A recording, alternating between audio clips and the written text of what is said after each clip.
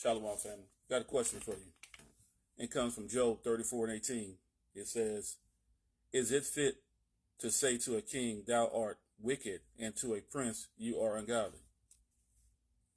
Is it fit to say to a king, thou art wicked, and to a prince, ye are ungodly? Well, the scripture says, a lot of people will say, well, God has no respect of person. All right. Scripture also says this. Leviticus 19:17 says, "Thou shalt not hate thy brother in thy heart, and shall in any wise rebuke thy neighbor, and not suffer sin upon him." Right? "Thou shalt not revenge nor bear any grudge against the children of thy people, but thou shalt love thy neighbor as thyself. I am the Lord." Right? So the reason I went to this and I had this question, it was like, because people always are coming to me and asking me, like, what should I do about this person? What should I do about my significant other? What should I say to the people on my job, or how do you feel about, how my boss is treating me or something like this?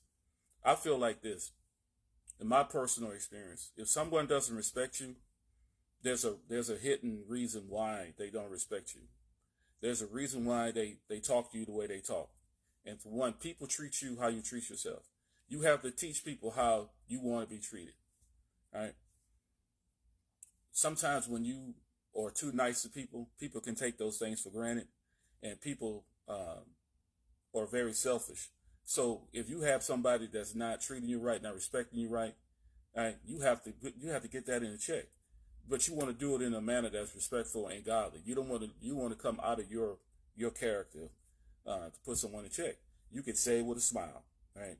Never let people cipher off you. Don't let anybody be someone who comes into your life to use you, right? And don't appreciate the things that you do and the things that you bring to the table. Never let someone treat you and put you in that type of category, right? If you have those type of people, whether it's your spouse, your significant other, whether it's your husband, right? Whether it's your brother, your sister, or even your own mother and father, sometimes can take you for granted, right? They expect you to drop everything you're doing and to come and come to their rescue, or take your last money out of your paycheck, right, and help them pay their rent. All right. They messed up. They made the mistake, but they want you to be the one to play the superhero. And not only do they do it one time, but they continue to do it over and over again. You got to separate yourself from those type of people, right? Proverbs 19:28 says, "An ungodly witness scorneth judgment. The mouth of the wicked devoureth iniquity." I'm going to read that again. Proverbs 19:28. "An ungodly witness scorneth judgment." Let's stop right there. Like, if you tell somebody, like, hey, you're borrowing something of mine. This is how I want you. Don't treat my items like that. Don't treat my vehicle. Don't treat my home. Or, whatever you borrow from, whatever you're using. And a person gets an attitude about it. You don't never have to worry about me letting you borrow anything else again. You're not going to drive my car again. You're not going to do anything. Just forget about it, because if you feel that type of way that I can't tell you about something, right? I can't tell you, hey, this is, don't do that. Don't do this. I like this clean. Keep this clean. Keep that clean. If a person has an attitude about that, you don't have to ever worry about me ever letting you borrow anything or come visit me or do anything else again. That's just the way it is. You have to treat people. You have to teach people how you want to be treated. And if you can't do that, then you got to separate yourself from them. You got to say to them, hey, I love you, but I'm going to have to love you from a distance, because this isn't working. This is not working out for me. Right? Your peace is more important than anything. Right? People will say, hey man, don't tell people to separate from their wives, or you can separate from your wife. If things are not going well and she's not respecting you, and she's not living up to your expectations, because you have to remember, you are the head as the man in the household, right? You are the Lord. Sarah called Abraham Lord. She respects you as if she's talking to Yahweh Shah herself. right?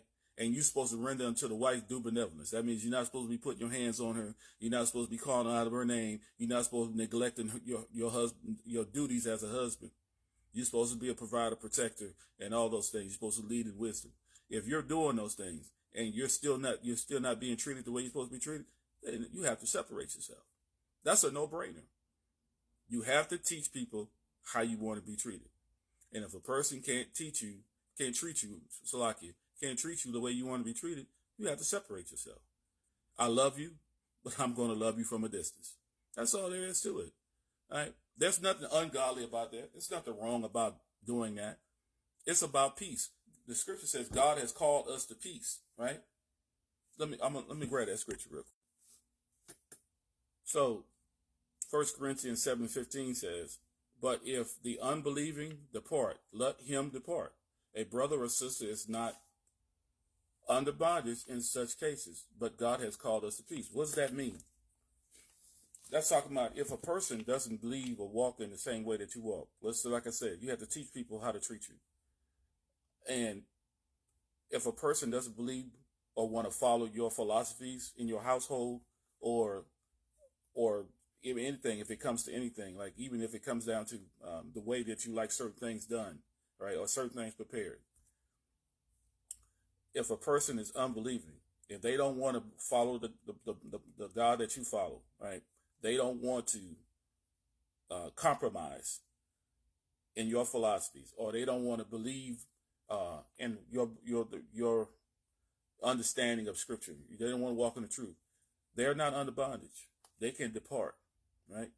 It says, but if the unbelieving depart, let him depart, right? Now, of course, we're looking at this from the man perspective, because if a woman depart, then she has to remain alone because she left. She dealt treacherously. If she didn't deal treacherously with her husband and he just put her away, then she's innocent. But if he dealt treacherously and put her away no reason, she's not under bondage. But if you have a woman in your household that does not want to follow your standards, if she's dealing treacherously, she's talking back, she's saying all kind of crazy stuff to you, and you're doing what you're supposed to do as a man. If she doesn't want to dwell with you in peace, see you later. There's no sense of you living in bondage or in sadness, all right, of frustration. Because for us men, it's all about peace. If you say, hey, I want you to do it this way, I want it done this way, it's got to be done that way. There's no all this extra lip lab about how it's going to be done and what's going to be done. Now, if a person is in error, there's a way as a woman to walk in your femininity to say, hey, husband, can I make a suggestion? Can we try to do it this way and see if it works this way? And if he's a righteous man, then he would say, okay, let's see if that works, and let's see if your suggestion holds any weight. And then if from now on, if it is, we'll do it that way. There's a way to do it. But to be someone who's I'm not gonna do that. Yeah, I saw this. I saw that. I know you didn't. Nope. You got to go. You have got to go. Bye-bye. We're not going to tolerate that. Me personally, I have very low tolerance for any type of back talk. That's just me. I've always been that type of person. I have very low tolerance. Any type of thing. I'm saying, no, I'm good. We can keep it moving. I love you, but I'm going to love you from a distance. Because one, I'm not going to jail. You're not going to send me to jail. You're not going to lie on me. You're not going to put me in a situation where you're going to ruin my life. And some men don't understand. I don't care if you got children with this woman. It's all about your peace. You have to make up a decision that, hey, we're not going to tolerate that. All right? And if you can't dwell with me in righteousness, then you have to go. All right? I love you, but I'm going to love you from a distance, and I'm going to walk in my peace, and I'm going to follow after the Lord. And that's all that has to do with it. So remember that, brothers and sisters. Right? Don't teach people how to treat you. Right? And if you can't love them from a distance. Shalom.